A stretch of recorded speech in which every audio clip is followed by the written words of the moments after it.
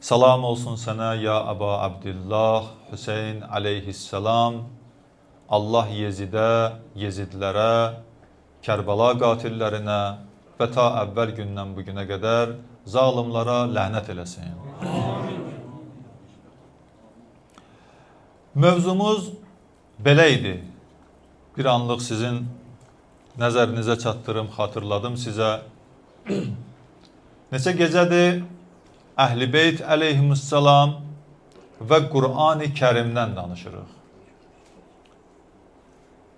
Qur'an-ı Kərim və Əhl-i Beyt əleyhissalam.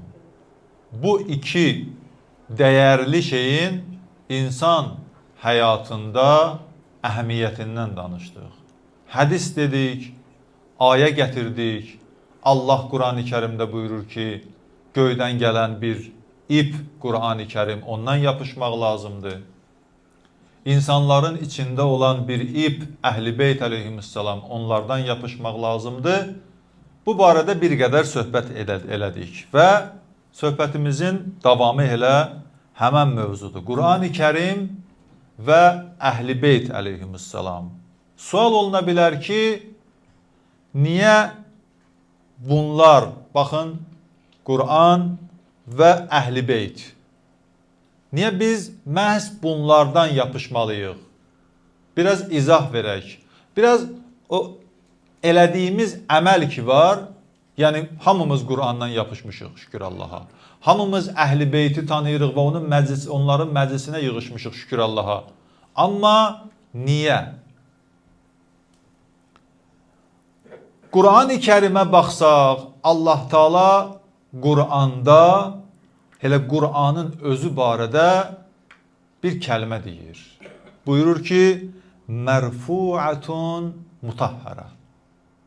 Mənası budur ki, Qur'an alidir, ucadır və mütəhhərdir, pakdır, təmizdir. Mütəhhər, yəni pak. Allah Qur'an-ı Kərimdə Qur'anın özünə belə tərif verir. Həm ucadır, həm pakdır. Qur'an-ı Kərimin insanlardan istədiyi nədir? Baxın, məkan, yaşadığın, gəzdiyin, qıldığın namaz, etdiyin hər hansı bir şey, o ki o məkanda edəcəksən, Qur'an deyir ki, gərək pak olsun. Yaşadığın ev gərək pak olsun. Qıldığın namaz yeri gərək pak olsun. Qur'an-ı Kərim bizdə pak məkanda, yəni təmiz məkanda, mənəvi cəhətdən deyirəm ha, pak məkanda yaşamağı istəyir. Yemək, Qur'an deyir gərək pak olsun, təmiz olsun, halal olsun. Sonra gəlir, insanın bədən üzvləri, göz, qulaq, ağız, deyir bunlar gərək hamısı pak olsun. Pak şey eşit, pak söz eşit. Pak şeyə bax, təmiz şeyə bax. Danışanda danışığa fikir ver, pak danış, təmiz danış. Sonra gəlir ətraf, yol, yoldaş, dost. Bunlar da nə olmalıdır? Bunlar da gərək pak olsun. Qur'anın bizdən istədiyi nədir? Napak insanla yoldaşlıq etmə. Əgər belə olarsa, nəticəyə baxın, insanın bu həyatdan sonra getdiyi yerdə nə olacaq? Pak olacaq. Pak yaşasan, pak yerə gedəcəksən. Bu Qur'anın qoyduğu bir məsələ və aldığı bir nəticədir. Bunların hamısı bir-birini tamamlayan bir şeydir. Biri digərini tamamlayır. Allah baxın Qur'an-ı Kərimdə hələ peyğəmbərlərə gör nə buyurur? Buyurur ki, ya əyyuhər rusul, ey mənim peyğəmbərlərim, kulu minət tayyibat, halal yeyin, və əməlu salihən, halal yeyin ki, yaxşı əməl yerinə yetirəsiniz. Çünki yediyimizin nəticəsi əməlimizdə görünür. İstəsək də, istəməsək də bu cür nədir? Dünya səbəb nəticə dünyasıdır. Nə əkərsənsə, onu biçərsən. Nə əkmisənsə, onu biçəcəksən. Əgər əkmisənsə, əkdiyin Pakdırsa pak şey çıxacaq. Aydındır. Baxın, buna diqqət eləyək. Səbəb, nəticə. Sonra gələk, bu birinci məsələ. İkinci məsələ. Allah Teala Qur'an-ı Kərimdə Qur'an üçün buyurduğu o pak, o təmizlik məsələsi ki var, eyni sözü kim barədə buyurur? Əhl-i Beyt əleyhissalam barədə buyurur. Aya məşhur ayədir, bilirsiniz. Təthhir ayəsi. Allah buyurur ki, İnnəmā yuridullahu liyuzhibə ankumur ricsə əhləl beyt və yutahhirəkum tathhira. Allah istədi ki, siz əhl-i beyti neynəsin? Pak etsin, təmiz qərar versin. Deməli, Allah həm Qur'anda Qur'anın özünə pak deyir, həm də Qur'an-ı Kərimdə Əhl-i Beyt əleyhissalama pak deyir. İndi bizə aydın olur ki, niyə biz Qur'andan və Əhl-i Beytdən yapışmalıyıq? Çünki ağıl da, məntiq də hər bir şey deyir ki, sən pakdan yapışmalısan. Pak ardınca getməlisən. Təmizlik, mənəvi təmizlik ardınca getməlisən. Niyə Allah Teala Qur'an-ı Kərimdə Qur'anın paklığından sonra Əhl-i Beyti deyir? Çünki Əhl-i Beyt əleyhissalam Qur'anın paklığını, o buyurduqları ki vardı dedim sizə, baxın, məkan pak olsun, yemək pak olsun, geymək pak olsun, hər bir şey gərək pak olsun, dost, yoldaş pak olsun. Qur'an deyir ki, çünki Əhl-i Beyt əleyhissalam bunu bariz şəkildə göstərdilər. Qur'anı özlərində, həyatında əks etdirdilər. Qur'an necə buyurursa, birinci onu əməl eləyən, onu yaşayanlar kimlər idi? Əhl-i Beyt əleyhissalam idi. İnsan Qur'an və Əhl-i Beyt mədəniyyətindən başqa bir mədəniyyətlərə yönəlsə, bulaşacaq. Paklıq əldən gedəcək. Qur'an və Əhl-i Beyt mədəniyyətindən insan yolunu azsa, çıxsa, mütləq və mütləq bir pisliyə bulaşacaq. Bu, qaçılmaz bir məsələdir. Baxın, pisliyə bulaşmaq Quran-ı Kərim məntiqi ilə iki cürdür. Yəni, napaklıq, paklıqdan çıxmaq. Quran bəzi şəri məsələləri izah eləyir. Məsələn, paltarın nəcisə bulaşması. Deyir, neynə? Get su ilə pakla, yu təmizlənsin. Bədənin nəcisə bulaşması. Su ilə pakla, yu təmizlənsin. Bu şəri qaydalardır. Biz bunları demişik şəriət məsələlərində. Bu bir bulaşmaq məsələsidir, Quran deyir. Hər bir şeyin əgər maddi bir nəcasətə bulaşarsa, onu paklayan nədir? Birinci növbədə sudur. Su ilə yuyacaqsan, paklanacaq, gedəcək. İkinci, bulaşmaq, napaklıq, paklığın aradan getməsi. Quran deyir ki, fikir, düşüncə və təfəkkürün bulaşmasıdır. Ağlın bulaşmasıdır. Düşüncənin bulaşmasıdır. Bu biraz çətin məsələdir.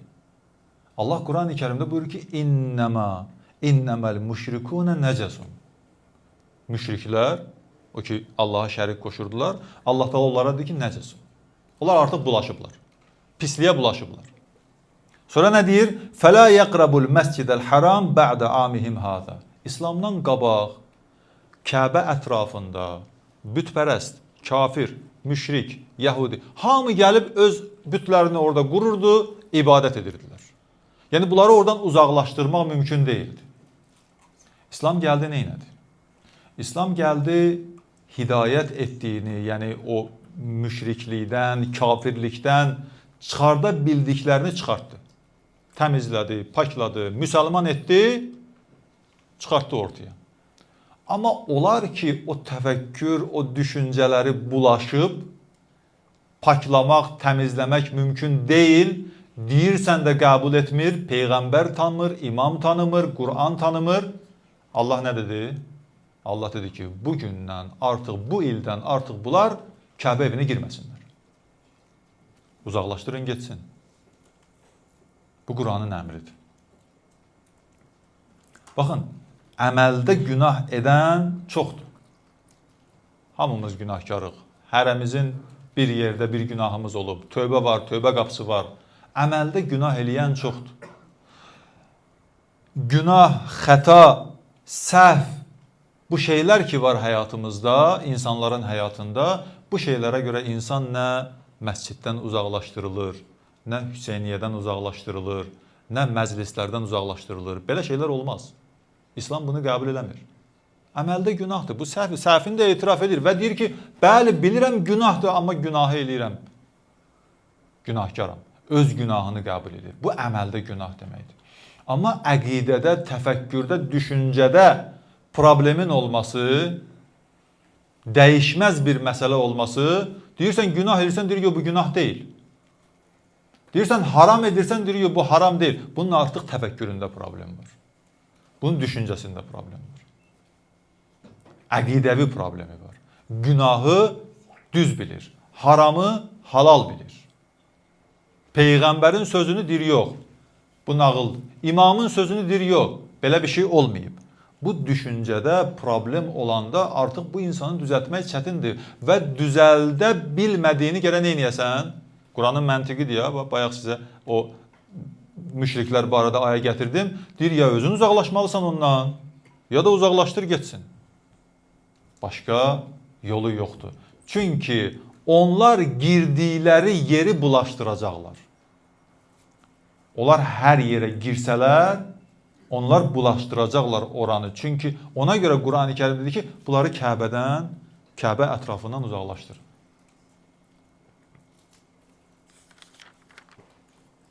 Peyğəmbər sallallahu aleyhi və səlləm Quran-ı Kərimdə açıq ayədir. O Zirar məscidini ki söktürdü, bir məscid var idi, Zirar məscidi. Orada bir qrup yığışmışdı, İslam üçün hilə qururdular. Peyğəmbər üçün hilə qururdular. Peyğəmbər ki o məscidi söktürdü, bax buna görə söktürdü. Çünki bilirdi ki o məsciddə yığışanlar düzəlməyəcəklər. Həzrət Əli əleyhissalam Nəhravan döyüşündə döyüşə məcbur olub girdi, bu səbəbə görə girdi. O Nəhravan əhlini ki, əksəriyyətini qılıncdan keçirtdi, bu səbəbə görə girdi. Düzəlmirdilər. Təfəkkürdə, düşüncədə problem var. Baxmayaraq ki, Quran deyir, amma Qurandakıları qəbul eləmir. Qəbul elədiklərində əks qəbul edir. Bu çətindir. Bu cürlə insanları uzaqlaşdırmaq lazımdır. Bəli, bu Quranın sözüdür. Ağıllı başa düşən insanlar, düşüncəli insanlar da bunu yaxşı başa düşürlər. Bir məsələ sizin üçün qeyd edəcəyəm, bir hadisə qeyd edəcəyəm. Maraqlı bir əhvalatdır. Mən də bir alimdən eşitdim. Şiə alimlərindən biri təbliğatçı alimlərdən biridir. Minbərlərə gedən, məclislərə gedən, hətta başqa ölkələrə də dəvət olunan alimlərdən biridir. Nəql edir, deyir ki, bir Əhl-i Sünnə ölkəsinə dəvət olunmuşdum. Bir ölkəyə dəvət olunmuşdum. İndi Əhl-i Sünnə ölkələrində də şiələr var da. Məclislərə dəvət olunmuşdum. Getdim məclisə, məclis keçdi. Söhbət elədim. Bir qədər orada qonaq oldum. Məclislərdən sonra dedim ki, bu şəhərdə, bu ölkədə bir sünni alimlərindən, əhl-i sünnə alimlərindən, böyüklərdən kimdirsə, məni onunla da görüşdürün. Biraz söhbət eləyim. Görüşmək istəyirəm belə alimlərlə. Nəsə əlaqə saxladılar bir alimlə, əhl-i sünnə alimlərindən, böyüklərdən biridir. Qəbul elədi. Görüş vaxtı təyin olundu. Və bu şiə alimini apardılar həmən bu sünni aliminin görüşünə. Deyir ki, girdim otağına, gördüm maşallah böyük bir geniş otağı var və otağın təqribən 4 tərəfi kitab rəfləridir və kitab rəflərində kitablar var. Nə qədər istəyirsən kitablar var. Gəldim, oturdum stulların birində, elə arxama baxanda deyir, gördüm ki, arxamda bir dənə təfsir kitabı var. Əhl-i Sünnə aliminin təfsir kitabı Fəxr-i Razi adında bir Əhl-i Sünnə alimi var. Gözəl təfsiri var və məşhur alimlərdəndir Əhl-i Sünnədə. Bu kitabı gördüm. Nəsə, Sözə başladım bu sünni alimi ilə. Dedim ki, məndən bir şey soruş da, bir sual ver mənə. Sünni alimi dedi ki, nə soruşum səndən, nə sual verim sənə? Dedim, soruş ki, bu qədər müsəlmanların içində Şiə niyə azdır? Şiə azdır, bilirsiniz nə qədər müsəlmanlar var dünyada. Onun bir qismi, az bir qismi Şiədir. Niyə azdır? Bir qayıtdım, dedim ki, haqq ağırdır və hər kəs ağır yükün altına girməyə cürət eləmir. Sonra deyir ki, indi soruş ki, bəs niyə bu azlıq Şiədir? Şiə müsəlmanların içində azdır. Və bu azlıq da Şiədir. Sünni alimi qayıtdı ki, niyə Şiədir? Döndüm arxaya, Fəxr-i Razi, o alimin yazdığı o təfsir kitabının birinci kitabını götürdüm. Oxuyub bax onu, bilir nə var da içində. Deyir, birinci cildini götürdüm və birinci cilddə o ki, Fatihə surəsinin təfsirinə başlayır Fəxr-i Razi, sünni alimi, Fatihə surəsinin Bismillahından başlayır təfsir eləməyə. Deyir, Fəxr-i Razi bunu təfsir edəndə həmən o kitabında yazıb. Deyir, araşdırdım, bu Fatihə surəsinin əvvəlində Bismillah ayəsi ki var, surənin özündəndir, yoxsa ayrıcadır. Və nəticədə biz hər namazda həmd surəni oxuyanda Bismillahı deməliyik, yoxsa yox? Fəxr-i Razi deyir ki, bunu araşdırdım və 4 Əhl-i Sünnə məzhəbinin alimini araşdırdım. Hənəfi, Maliki, Şafii, Həmbəli. 4 məzhəbləri var. Fəxr-i Razi yazır ki, bu 4 alimin hər biri bu məsələ ilə bağlı ayrı-ayrı fikirlər deyir. Biri deyir, Bismillahı oxumaq olar, biri deyir, oxumaq olmaz.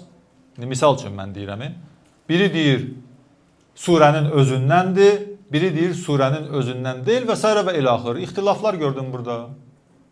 Konkret bir, ortaq bir məxrəc yoxdur. Alim yazır sonra, Fəxr-i Razi yazır. Sonra bunu qoydum bir qırağa, getdim Həzrəti Əli əleyhissalamın həyatını araşdırdım. Həzrət Əli əleyhissalamın həyatını araşdıranda gördüm ki, Əli əleyhissalam bütün ömrü boyu nə qədər namaz qılıbsa, bütün namazlarda Bismillahirrahmanirrahim ayəsini Fatihə ilə bir yerdə oxuyub və özü də ucadan oxuyub. Fəxr-i Razi belə yazır. Deyir, bundan başa düşdüm ki, Şiə içində bir imam bir işi daima görübsə, deməli, hamı onu görmək istəyir. İxtilaf yoxdur. İmamlar arasında ixtilaf yoxdur. İndi gələk biz İmam Əli əleyhissalamdan sonra digər imamlar 12 imamı say, görərsən ki, hamısı Əli əleyhissalam necə edib, o cür nə edib. Fəxr-i Razi yazır ki, bunu oxuyandan sonra bir cümlə yazır orada. Deyir ki, Mən ittəxəzə əliyyən, kitab ərəb dilindədir, oxuyum, tərcümə edəcəm. Mən ittəxəzə əliyyən imamən fi dinihi və dünyahu fəqəd istəmsəkə bil-urvətil vusqa. Hər kəs Əlini öz dünya və dini işlərində özünə rəhbər bilə, imam bilə, o möhkəm bir tutacaqdan yapışmışdır. İndi orada Bismillah məsələsi ilə bağlı bir məsələdir ya, o bir misaldır. Amma Fəxr-i Razi bunu ümumiləşdirir, deyir, hər nə istəyirsinizsə həyatda iş görəsiniz. Baxın, görün, Əli necə görübsə, siz də o cürdə görün. Və bilin ki, sizin işiniz alınacaq, rahat olarsınız. Heç bir problem olmayacaq. Bu cümləni deyir, bu kitabda oxuyandan sonra kitabı açdım, indi qaydaq öz bu söhbətimizə. Bu kitab Şiə alimi deyir, kitabı açdım və kitabın o vərəqini göstərdim bu sünni aliminə. Dedim, bax görürsən bu cümlələri, dedi, hə görürəm. Dedi, bax biz buna görə Şiəyik. Demirsiniz Şiə, biz buna görə Şiəyik. Bu cümləyə görə Şiəyik. Bu cümləni də kim deyir? Əhl-i Sünnə alimi deyir. Sizin alim deyir. Şia alimi deyir ki, sonra bu sünni aliminə dedim ki, bəs sənin başqa sözün var mənə. Başqa söz, sən də bir söz deyəcəksən. Stolun üstündə meyvə qoyulmuşdu. Mənə qayıtdı, dedi ki, meyvədən nuş elə, görüş vaxtımız bitib, gedə bilərsən. Başqa sözü olmadı. Salavat zikr eləyək. Allahumma salli ala Muhammed və ali Muhammed. Qardaşlar, mənsub olduğumuz o din ki var, o məzhəb ki var, o imamlarımız ki var, and ola Allaha nemətdir. Hər avamın, hər nə bilim, nəsə bir məsələ ilə bağlı bir o dəlilsiz, sübutsuz fikir bildiranın sözünə qulaq asmaq lazım deyil. Bu alimlərin sözünə baxmaq lazımdır. Heç şia alimlərinin yox, sünni alimlərinin sözünə baxmaq lazımdır. Görəcəksən ki, həqiqətən də Allah Teala bizə bir nemət verib, o nemətin qədrini gərək biz bilək. Bu bir ikinci məsələ, Əhl-i Beytlə Qur'an bir-birini tamamlayan bir şeydir. İnsanlar gərək Qur'an oxumaq istəyirsə, gərək Əhl-i Beyt işığında oxusunlar. Əhl-i Beyt Qur'ana nur saçmasa, işıq saçmasa, onu başa düşmək çətin olacaq.